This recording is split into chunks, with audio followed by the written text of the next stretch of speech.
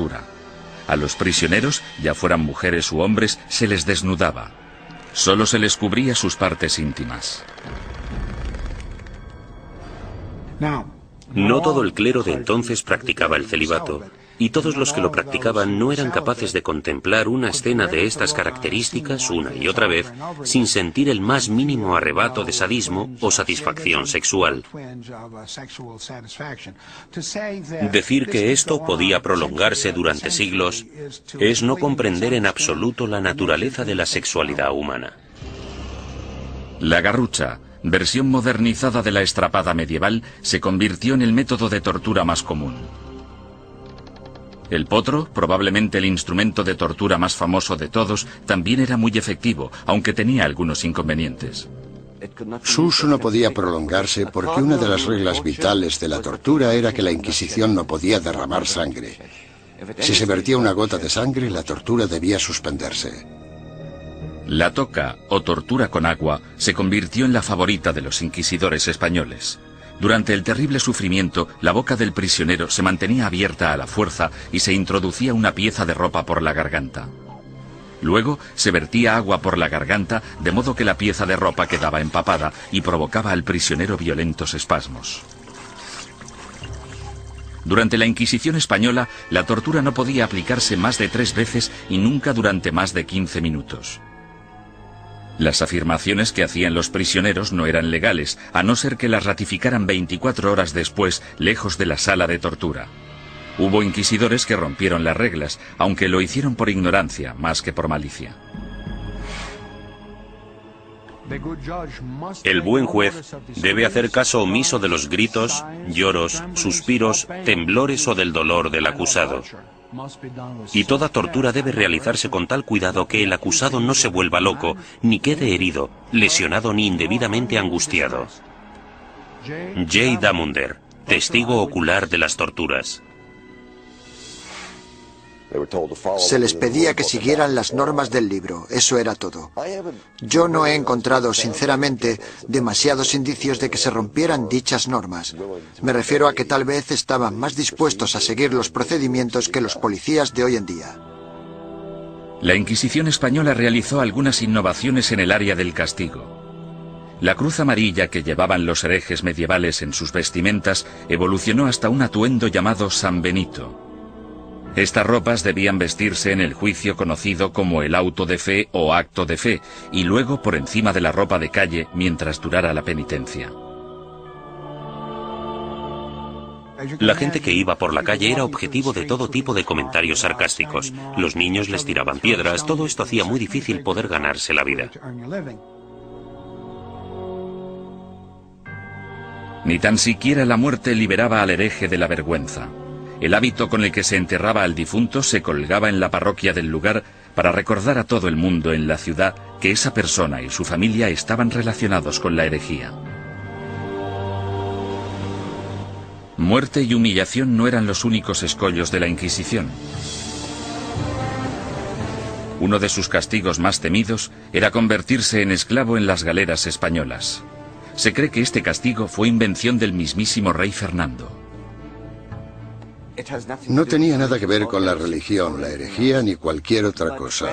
Pero el rey Fernando se percató de que mucha de esta gente estaba siendo castigada con penas del todo inútiles y pensó, buena idea, ¿por qué no utilizamos a esta gente? Porque yo necesito remeros en mis barcos.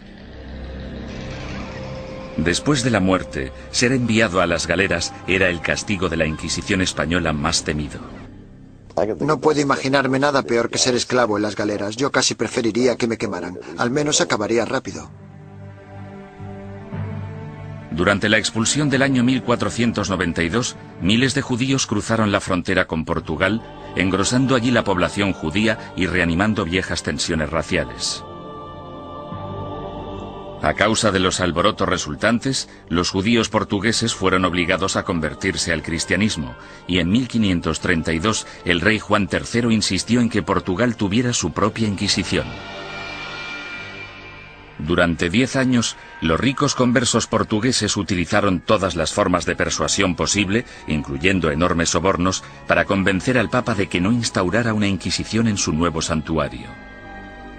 Muchos conversos españoles se fueron a Portugal y de hecho pronto superaron en número a la comunidad portuguesa.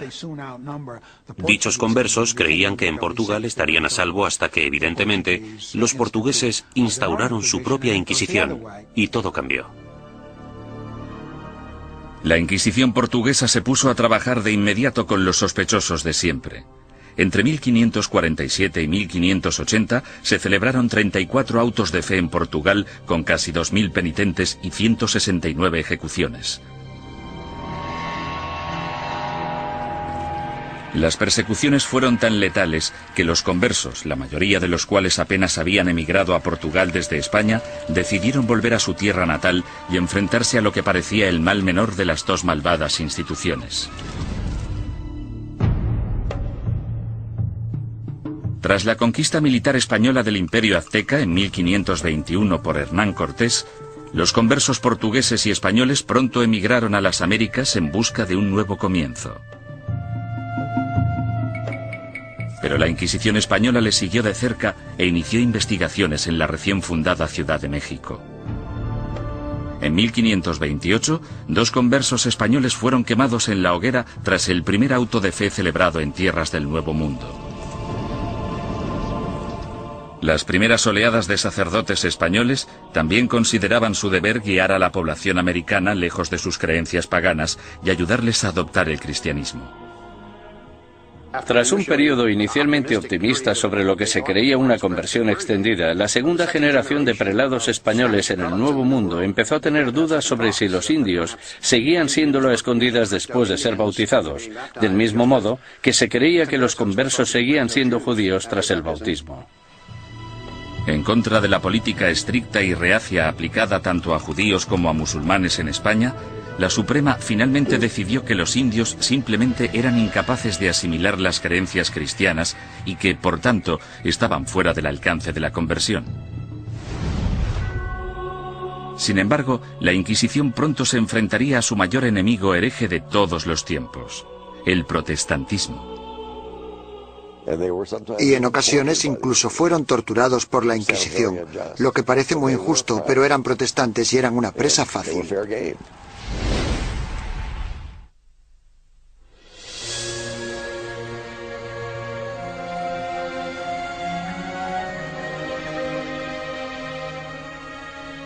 Al mismo tiempo que las inquisiciones española y portuguesa remataban su azote contra los musulmanes y los judíos herejes, otra amenaza apareció en escena. En 1517, un sacerdote alemán llamado Martín Lutero dejó su famoso tratado, las 95 tesis, a las puertas de la iglesia de Wittenberg. Se trataba de un ataque acerbo a la Iglesia católica. ¿No es cierto que bajo el vasto cielo no existe nada más corrupto, más pestilente y más odioso que la corte de Roma? La que una vez tuvo las llaves del cielo, ahora es una especie de boca abierta hacia el infierno. Martín Lutero. La carismática protesta de Lutero evolucionó hasta convertirse en una auténtica revolución religiosa. El movimiento de la Reforma sacudió a toda Europa. Alrededor del año 1550, las coronas de Dinamarca, Noruega, Suecia y Finlandia ya se habían acogido a la nueva religión llamada protestantismo. El Papa estaba furioso. La forma en la que se contemplaba desde Estados Unidos la amenaza soviética de los años 50 y 60 sería muy parecida a la forma en la que Roma en aquel entonces contemplaba la amenaza protestante. Con sus ajetreados puertos y su extensa red europea de comercio, era solo cuestión de tiempo que las ideas protestantes empezaran a viajar hacia la España católica. En 1577, 2 grupos independientes de adinerados protestantes convertidos fueron descubiertos y arrestados en Sevilla y en Valladolid. Estos arrestos de finales de 1550 fueron terribles para la administración inquisitorial y para el gobierno real, puesto que muchos de los sospechosos ocupaban altos cargos en la burocracia gubernamental. El descubrimiento de 2 organizaciones protestantes en 2 de las mayores ciudades de España causó oleadas de pánico por todo el país católico. El rey español Carlos V, que había dedicado los últimos 30 años a la lucha contra el protestantismo en Alemania, exigió una purga rápida y despiadada. Su aliado en Roma, el Papa Pablo IV, volcó todo el poder de la Iglesia en el ataque contra el protestantismo y emitió una bula papal sin precedentes en la que permitía a la Santa Oficina Española ejecutar a los ofensores que cometían un crimen por primera vez e incluso a los que se arrepentían.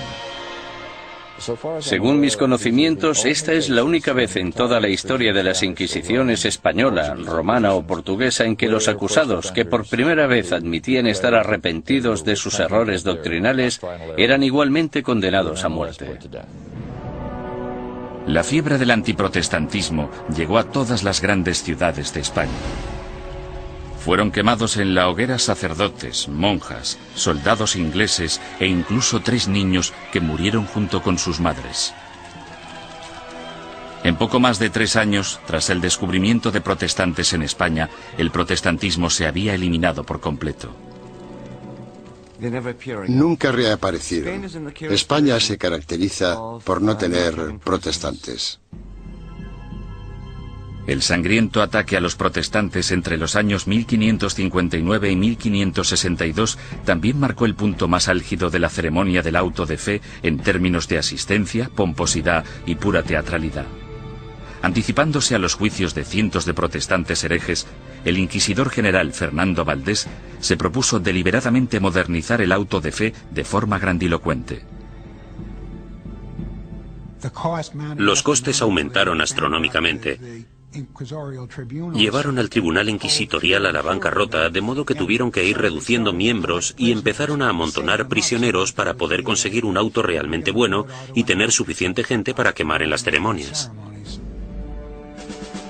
España eliminó sistemáticamente a todos los protestantes.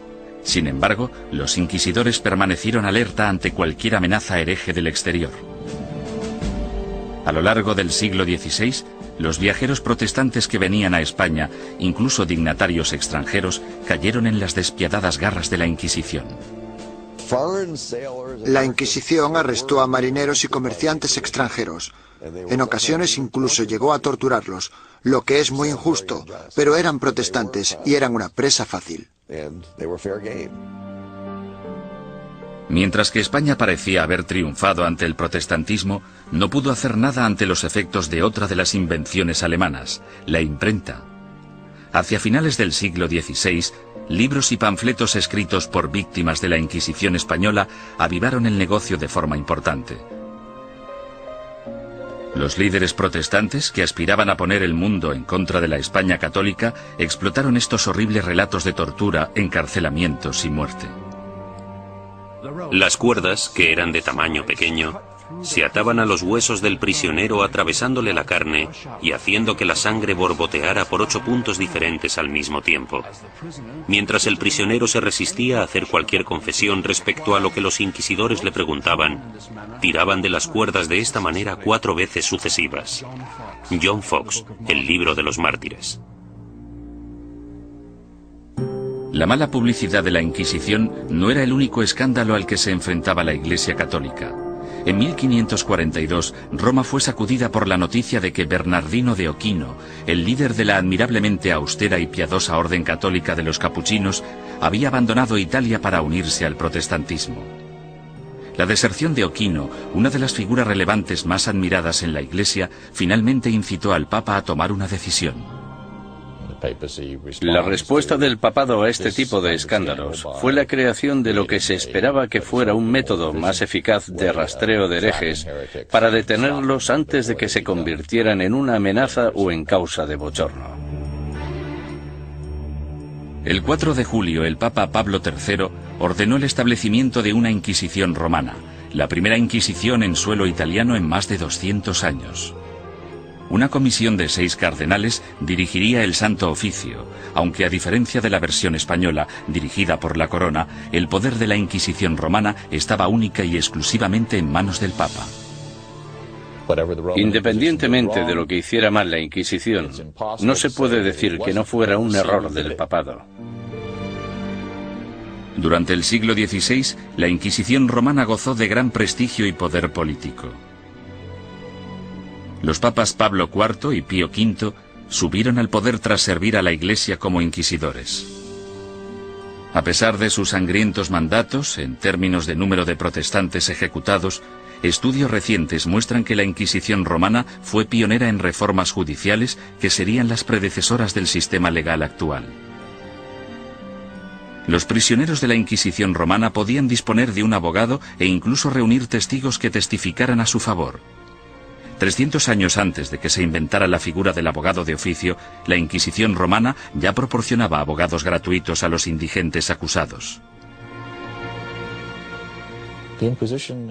Como mínimo, la Inquisición escuchaba o pretendía escuchar las explicaciones del acusado de un modo que los demás sistemas judiciales no contemplaban. La justicia civil era en muchos sentidos peor que la del Santo Oficio.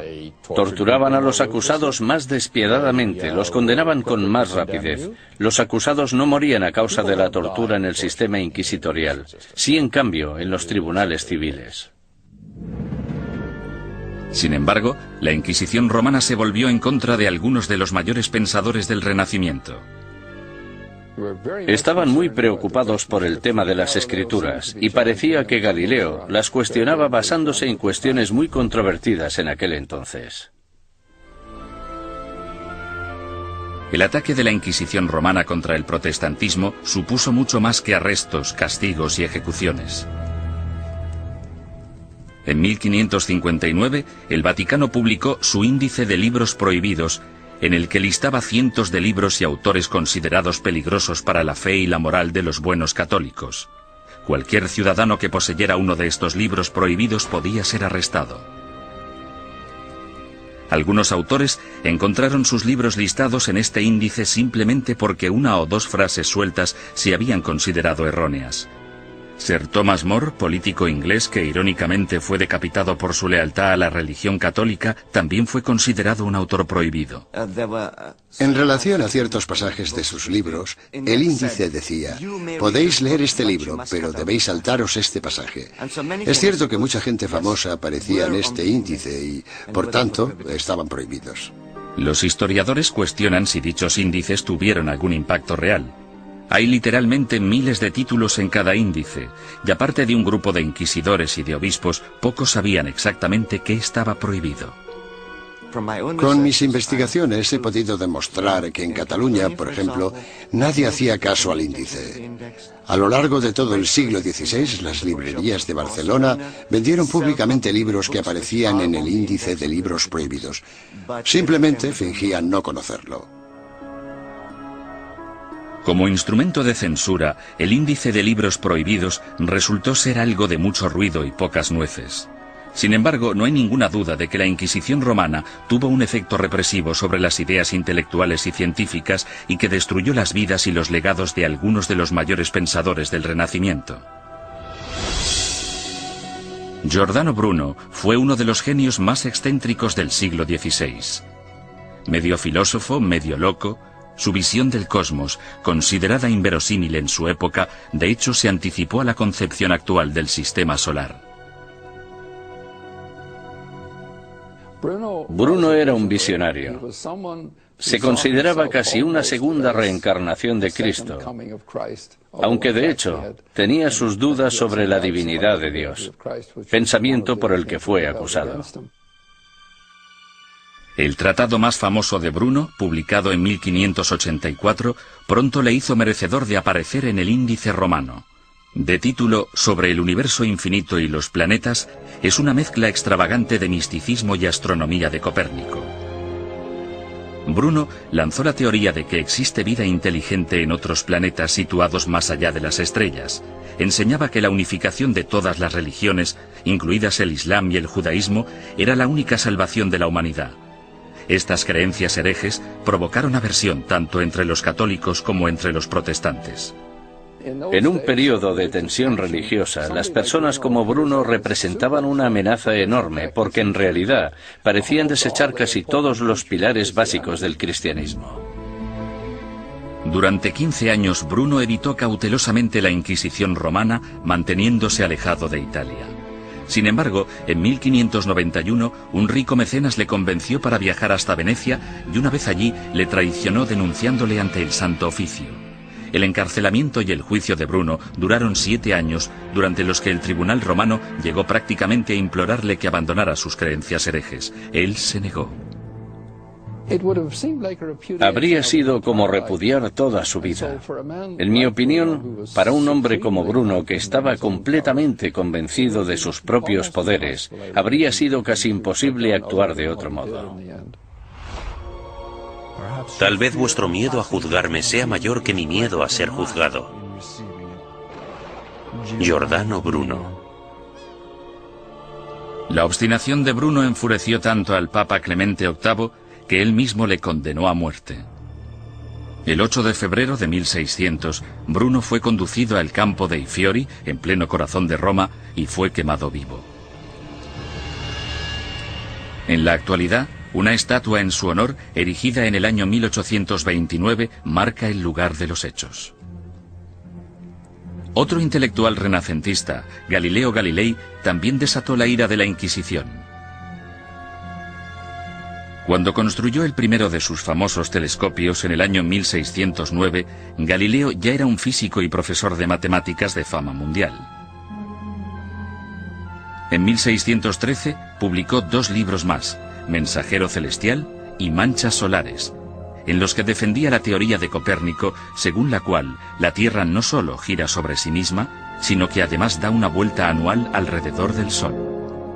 Oficiales ultrajados de la Inquisición denunciaron las creencias de Galileo y citaron numerosos pasajes de las Santas Escrituras que describen la Tierra como centro estático del universo. A los cardenales no les preocupaba demasiado qué era lo que giraba alrededor de qué. Les preocupaba mucho el tema de las escrituras, y Galileo parece que las cuestionaba con ideas muy controvertidas para la época. Sin embargo, Galileo vuelve a cuestionar a la Iglesia y toma una decisión asombrosa. Durante años ha habido un debate tremendo, sobre todo durante el último siglo, sobre qué debería haber hecho Galileo. En 1616, Galileo evitó ser juzgado y castigado por la Inquisición romana cuando aceptó dejar de enseñar sus rompedoras teorías planetarias. Con todo, 16 años después, alentado por el hecho de que su viejo amigo y admirador, el cardenal Barberini, se convirtió en el Papa Urbano VIII, el célebre científico publicó un nuevo manifiesto en el que reforzaba sus antiguas ideas. En esta ocasión, Galileo no calculó bien sus pasos, pues no solo produjo pánico en la Inquisición, sino que también provocó la ira de su antiguo aliado, el Papa. En mi opinión fue ese factor, la aversión personal, la oposición personal del Papa, lo que en gran parte hizo que el Santo Oficio procediera como lo hizo. Tenía una gran influencia. Galileo fue acusado de herejía. En enero de 1633, tras redactar sus últimas voluntades y su testamento, el astrónomo de 68 años viajó a Roma para enfrentarse a la Inquisición. Le hicieron todo tipo de preguntas. ¿Cómo escribiste un libro como este? ¿Por qué? ¿No defiendes en él una visión que ha sido tachada de contraria a las Escrituras? Galileo siguió manteniendo su inocencia, lo que probablemente no fue una buena estrategia dadas las circunstancias del juicio. Tras 3 meses de interrogatorio por parte de la Inquisición, en los que le amenazaron con torturarle, llegaron a un acuerdo. A cambio de retirar las acusaciones más graves, Galileo admitiría haber cometido un error y se declararía culpable de la ofensa menor que suponía haber defendido públicamente el copernicismo. El 21 de junio de 1632, en una ceremonia pública celebrada en Roma, pronunciaron la sentencia de Galileo y éste se retractó de sus creencias científicas. Con un corazón honesto y una fe sincera, yo renuncio, maldigo y repudio los errores y las herejías mencionadas. Galileo Galilei. Durante años ha habido un debate tremendo, sobre todo durante el último siglo, sobre qué debería haber hecho Galileo. Es importante recordar que si se hubiera negado a renunciar, si no hubiera aceptado la oferta, si hubiera dicho no, sigo creyendo en el sistema de Copérnico, podrían haberle ejecutado. Es bastante sencillo decir 200 años después no. Tendría que haber tenido coraje y haberlos desafiado y haberse dejado quemar en la hoguera. Después de haberse retractado, el Papa sentenció a Galileo a un castigo sin precedentes, volver a Venecia y permanecer bajo arresto domiciliario por el resto de su vida. El viejo científico murió silenciosamente 9 años después, a los 77 años.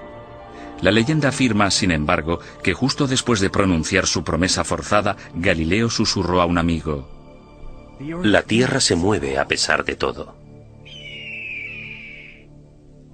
En 1992, el Papa Juan Pablo II anunció oficialmente que la Iglesia se equivocó en 1633 al acusar al padre de la ciencia moderna de hereje.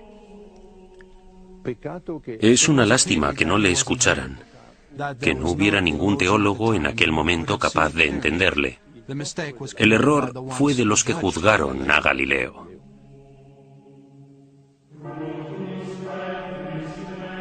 Los siglos XVII y XVIII fueron un período de declive para todas las inquisiciones. En España, aparte de la necesidad de erradicar a los conversos acusados de practicar secretamente el judaísmo, la Inquisición española se centró en la persecución de comportamientos personales inaceptables, como por ejemplo la homosexualidad, la bigamia y el adulterio, así como también los crímenes del clero. Las ceremonias de castigo, los autos de fe, siguieron celebrándose de forma esporádica en el siglo XVIII. Sin embargo, el prestigio de la Inquisición quedó mancillado cuando Felipe II rechazó expresamente acudir al auto celebrado en honor a su coronación. Los propios españoles empezaron a ver la Inquisición como un instrumento anticuado. Y a partir del año 1730 desapareció por completo. Inspirado por los ideales y las reformas de la Ilustración, Portugal empezó a desmantelar su oficina de la Inquisición. Alrededor de 1773, los autos de fe se ilegalizaron y las distinciones entre cristianos viejos y cristianos nuevos se eliminaron de las leyes portuguesas. Fue necesario que el ejército de Napoleón invadiera Italia y España para acabar definitivamente con la Inquisición. Algunas de las primeras acciones del régimen francés al entrar en Madrid en 1808 fueron abolir la Inquisición, confiscar todas sus propiedades y llevarse todos los archivos que encontraron. Napoleón fue incluso más lejos en Roma, donde no solo confiscó los archivos, sino que también se llevó como prisionero al Papa. En 1814, el imperio napoleónico se derrumbó y el Papa Pío VII regresó sano y salvo a Roma. Finalmente, en el año 1820, la Inquisición española fue ilegalizada completamente. Al oír la noticia, grupos de ciudadanos asaltaron el palacio, quemando y destruyendo todos los informes inquisitoriales. Algunas personas cuyos familiares habían sido juzgados no querían que se supiera. Por eso los robaron y los destruyeron. A pesar de la aplastante realidad, el papado se negó a admitir que el final de la Inquisición era inevitable. La Inquisición romana continuó ejerciendo teóricamente, no en la práctica, durante los siguientes 150 años. En 1965, el Papa Pablo VI reorganizó el Santo Oficio llamándole la Congregación para la Doctrina de la Fe. Todavía existe en la actualidad, aunque solo interviene como consejera en asuntos eclesiásticos. No realiza investigaciones ni impone la doctrina de la Iglesia.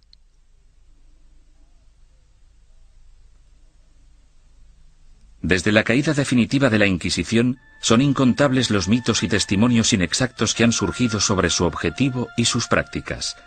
Los descubrimientos realizados en documentos nunca vistos, así como en los archivos de la Inquisición abiertos por el Vaticano recientemente, han ayudado a desbancar algunos de ellos. Por ejemplo, se ha podido demostrar que algunos recuentos de personas quemadas en la hoguera eran enormemente exagerados. La gente decía que se habían quemado 200 personas. De esas 200, quizá 3 fueran reales y 197 imaginarias. Poco a poco hemos podido fijar los números reales de las personas que fueron ejecutadas. Han sido necesarios muchos siglos para comprender que algo estaba mal. Debemos tener en cuenta el contexto y la mentalidad. Mucha gente creía que la Inquisición era un instrumento necesario y, aunque no gustaba demasiado, se aceptaba. Sin embargo, otros eruditos advierten que una visión revisionista de la Inquisición nos podría estar llevando demasiado lejos en la dirección errónea. Era una institución malvada. Si se mira todo en conjunto, yo diría que la Inquisición fue exactamente como la han descrito, y que no necesitamos un lavado de cara de la Inquisición, más de lo que necesitamos una revisión del Holocausto.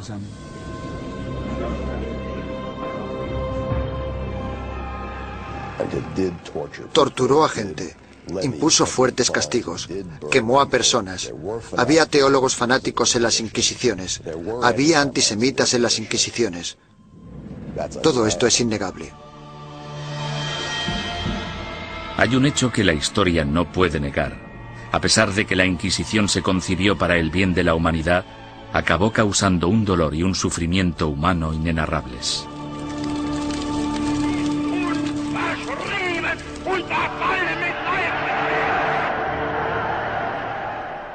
Las Inquisiciones existieron durante casi 6 siglos y lucharon por la necesidad de un grupo de imponer sus ideas sobre las de los demás. Esa necesidad sigue existiendo en la actualidad.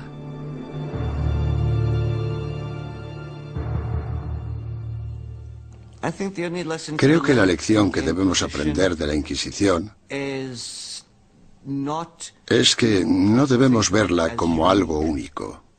Es un fenómeno recurrente que se ha dado a lo largo de la historia en todos los países, porque es un fenómeno natural. Es un fenómeno internacional. Es más, es innato en la condición humana utilizar las inquisiciones como método de imposición de nuestras preferencias culturales. El peligro siempre está al acecho. Cuando una sociedad se ve amenazada, sin importar si esa sociedad es una sociedad religiosa como la Iglesia Católica del siglo XVI o una nación-estado del siglo XX, cuando se desafía a una sociedad, el resultado más común es una respuesta violenta que a menudo no está reglada por la ley.